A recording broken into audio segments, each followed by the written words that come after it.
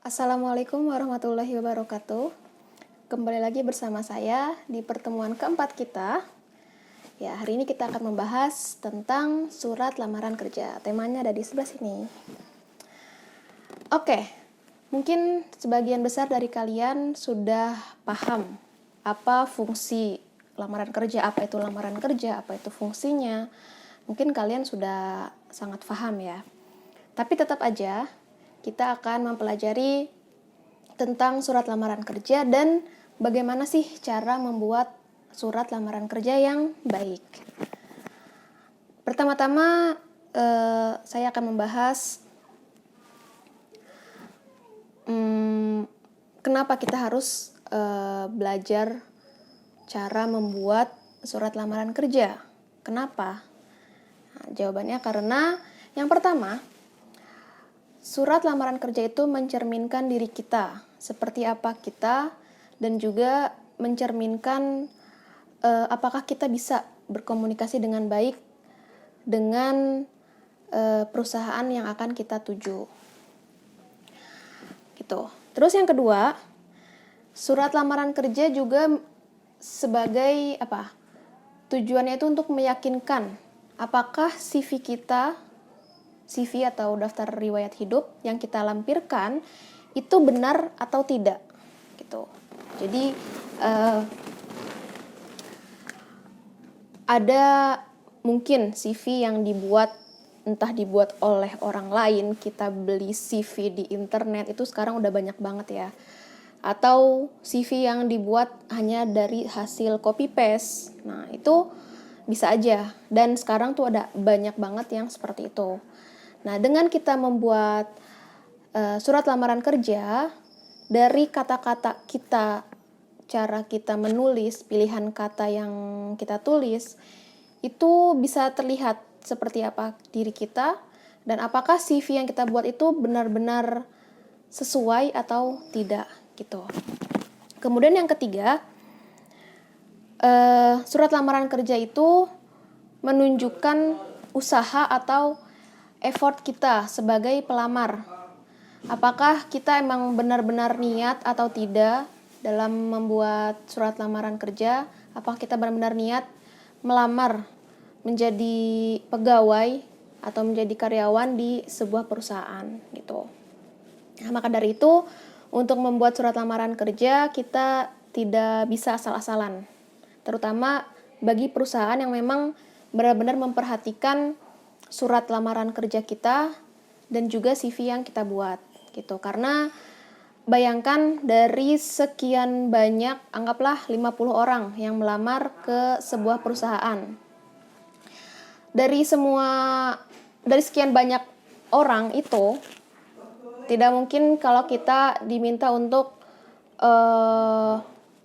berkenalan satu persatu secara live, secara langsung. Nah, untuk mempersingkat waktu dan untuk efisiensi waktu, maka dibuatlah surat lamaran kerja ini. Gitu. Jadi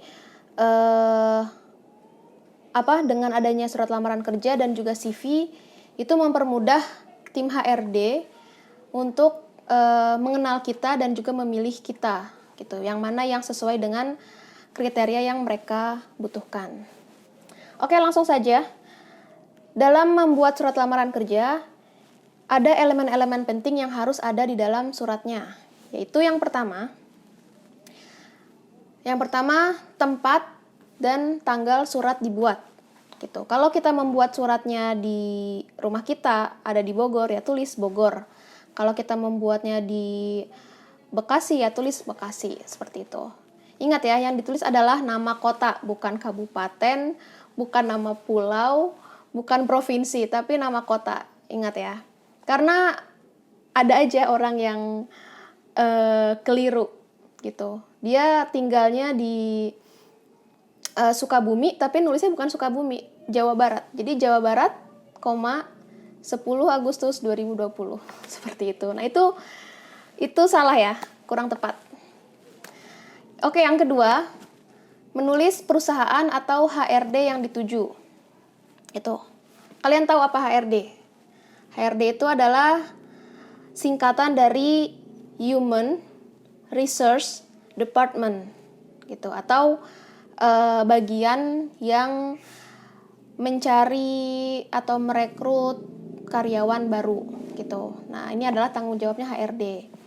Begitu. Jadi kalau kalian melamar ke sebuah perusahaan, yang kalian hadapi adalah ya ini, tim HRD ini gitu.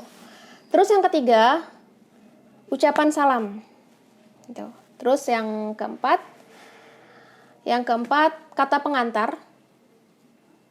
Seperti yang sudah saya jelaskan berkali-kali, dalam membuat sebuah surat atau sebuah cerita atau tulisan atau video, apapun itu, harus ada kata pengantar ya. Ibarat kita masuk ke rumah orang, nggak mungkin kita langsung nyelonong masuk gitu ya, nggak boleh, itu nggak sopan. Nah, maka dari itu harus ada kata pengantar, ada ketok pintu dulu gitu. Jadi setelah mengucapkan salam, lalu ketok pintu gitu, atau membuat kata pengantar. Lalu setelah membuat kata pengantar, di bawahnya menuliskan data pribadi secara singkat dan jelas. Singkat aja dan jelas. Yang penting informasi yang dibutuhkan ada, ditaruh di dalam surat lamaran kita. Gitu. Nggak perlu terlalu panjang dan terlalu detail. Seperti minuman favorit, makanan favorit, itu tidak penting ya. Lalu setelah itu, latar belakang pendidikan, pengalaman bekerja, dan kemampuan yang dimiliki. Gitu. Kalau kita lulusan SMA, ya dituliskan SMA apa, terus jurusannya jurusan apa, apakah IPA, IPS, atau bahasa. Kalau SMK ya dituliskan juga tentunya kejuruannya apa. Kemudian kalau lulusan universitas S1, S2 ya seperti itu, sudah jelas ya, harus dituliskan nama kampusnya apa dan jurusannya apa. Kemudian kalau ada penjurusannya lagi, prodi atau program pendidikan, ditulis program pendidikannya apa. Kemudian kalau kita pernah bekerja sebelumnya, walaupun itu hanya 1 bulan, 2 bulan, itu bisa dimasukkan ke dalam pengalaman bekerja. Karena pengalaman bekerja itu walaupun hanya magang gitu ya, walaupun mungkin tidak digaji, tapi kita mendapatkan pengalaman. Banyak sekali hal yang bisa kita ambil dari pengalaman bekerja ini, yaitu kita tahu bagaimana cara memanage waktu atau mengatur waktu. Kita tahu bagaimana menyelesaikan tugas tepat pada waktunya. Kemudian tahu caranya bekerja dengan tim atau teamwork. Nah, seperti itu. Jadi yang namanya bekerja itu tidak sekedar datang, menyelesaikan tugas, pulang digaji. Enggak. Jadi yang namanya bekerja itu tidak sesimpel itu, tidak sesederhana itu. Gitu. Kemudian kita tuliskan juga kemampuan yang dimiliki gitu. Tentunya yang sesuai dengan posisi yang kita lamar. Nah, kemudian yang terakhir, karena tadi kita sudah mengetuk pintu, kita sudah membuka pintu, maka kita perlu untuk menutupnya kembali. Nah, maka kita harus menulis penutup. Oke, setelah ini akan saya tunjukkan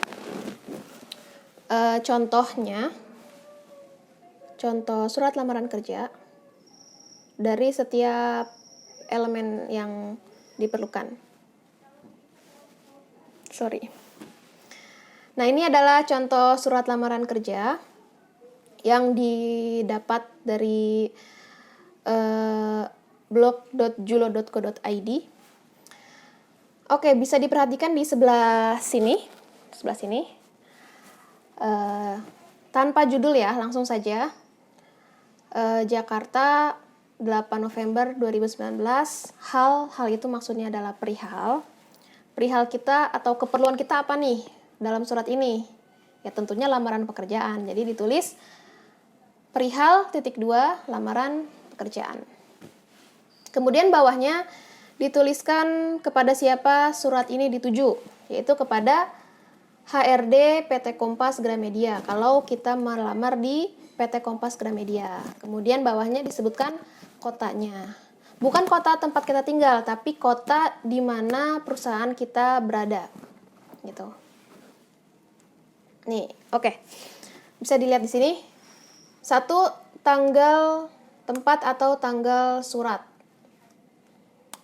Nah, ini yang dimaksud adalah bagian yang paling atas, Jakarta 8 November 2019, itu ya.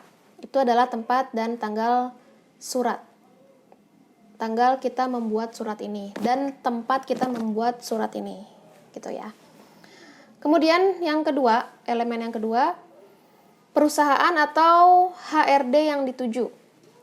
Yaitu bagian bawahnya tanggal, yaitu perusahaan yang kita tuju. Kalau di sini contohnya adalah HRD PT Kompas Gramedia. Di mana? Di Jakarta. Oke, tulis aja langsung Jakarta ya. Tidak perlu ditulis di Jakarta, itu nggak perlu. Langsung aja nama kotanya. Kemudian yang ketiga, mengucapkan salam. Salamnya sebelah mana? Yaitu simple aja, sederhana. Dengan hormat, koma, sudah itu aja. Kemudian kata pengantar, di bawahnya dengan hormat, kita tuliskan kata pengantar kita. Ini adalah contohnya. Berdasarkan informasi yang saya peroleh dari website Tech in Asia, PT Kompas Gramedia saat ini membuka lowongan pekerjaan untuk posisi reporter.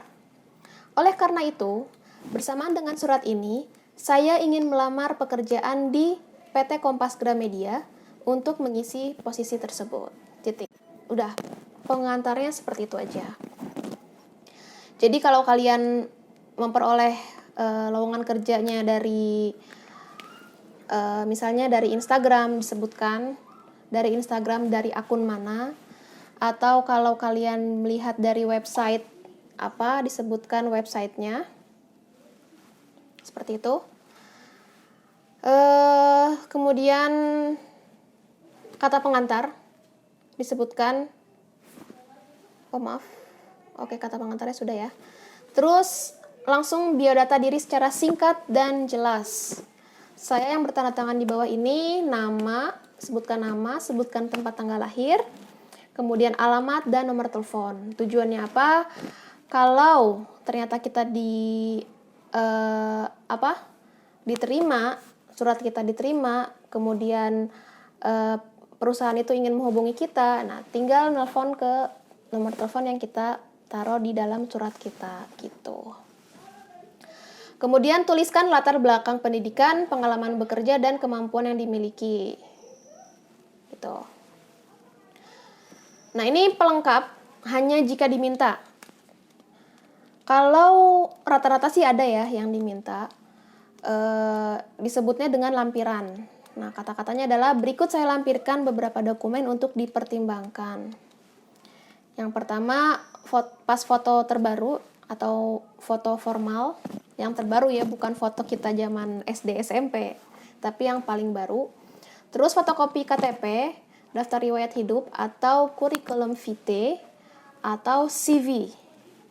Nah, terus fotokopi ijazah terakhir, sertifikat jurnalistik, karena dia mau melamarnya di Gramedia sebagai reporter.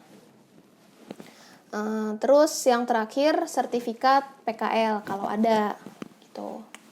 Pokoknya sesuatu yang berhubungan dengan posisi yang kita lamar dimasukkan saja kalau memang relevan atau berhubungan, gitu. Dan terakhir penutup. Penutupnya tidak perlu terlalu panjang, cukup seperti ini. Demikianlah surat lamaran pekerjaan ini saya buat. Besar harapan saya untuk bekerja di perusahaan ini. Saya ucapkan terima kasih yang sebesar-besarnya atas perhatian Bapak atau Ibu. Hormat saya, Mulyadi. Kemudian kalau suratnya dikirim secara langsung ditulis, kita bisa taruh tanda tangan kita di sini. Tapi kalau tidak ya cukup seperti ini saja. Oke, kita review lagi seperti ini. Surat lamaran kerjanya cukup 1 lembar saja, tidak perlu terlalu panjang. Oke, untuk kalian kelas 12 PKPPS Syairullah, Tugasnya seperti biasa, saya akan memberikan tugas. Kalian tugasnya adalah membuat surat lamaran kerja yang sama persis seperti contoh ini. Untuk saat ini kalian diminta untuk membuat surat lamaran kerja yang persis seperti ini dulu, oke? Dengan data diri kalian masing-masing dan juga dengan lampiran yang memang sudah kalian miliki. Gitu. Jadi kalau memang belum punya ya tidak usah. Kemudian apa lagi? Oke, sampai di sini saja dari saya. Alhamdulillahi jazakumullahu khairan. Semoga Allah paling aman, selamat, lancar, dan barokah. Assalamualaikum warahmatullahi wabarakatuh.